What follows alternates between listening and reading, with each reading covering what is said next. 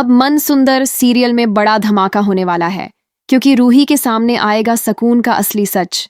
सकून पूरे घर वालों को अपने वश में करने लगती है, लेकिन रूही उसके इरादों पर पानी फेर देती है। जब रूही के हाथ सकून का डेथ सर्टिफिकेट लगता है, तो वह तय कर लेती है कि इस सर्टिफिकेट के नंबर की मदद से वह सकून का सच सबके सामने लाकर रहेगी। इसी वजह से रूही एक दुकान पर जाकर उस सर्टिफिकेट को निकलवाने के लिए कहती है। पहले तो उसे लगता है कि यह सर्टिफिकेट सकून के पति का होगा, मगर जैसे ही सर्टिफिकेट प्रिंट होकर आता है और रूही उसे देखती है, उसके पैरों तले जमीन खिसक जाती है। उसे पता चलता है कि सकून कोई इंसान नहीं, बल्कि एक आत्मा है। यह जानकर रूही को निहार की बहुत चिंता होने लगती है। वह घर लौटकर यह बात जोही और समर को बताती है कि सकून एक आत्मा है और उसने निहार को अपने वश में कर लिया है। यह सुनकर जोही और समर दोनों के रोंगटे खड़े हो जाते हैं और उन्हें समझ आता है कि निहार पिछले कुछ दिनों से इतना बदला बदला क्यों बर्ताव कर रहा है। समर और जोही रूही को हिम्मत देते हैं और कहते हैं कि वे दोनों उसकी इस लड़ाई में उसके साथ हैं। वे वादा करते हैं कि निहार को सकून के जादू से छुड़ाने में वे उसकी पूरी मदद करेंगे।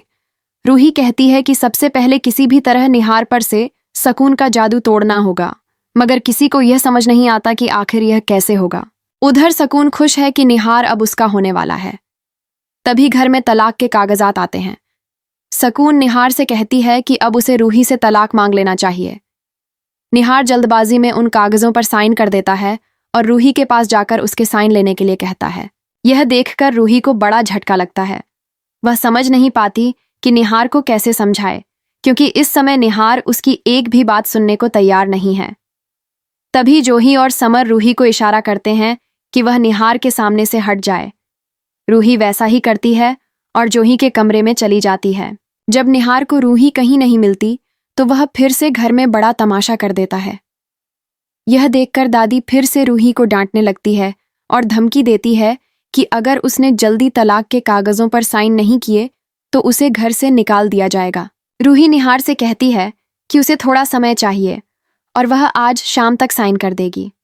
निहार और सकून उसकी बात मान लेते हैं, लेकिन रूही यह सब जानबूझकर करती है। इसके बाद रूही जोही के साथ एक बाबा के पास जाती है।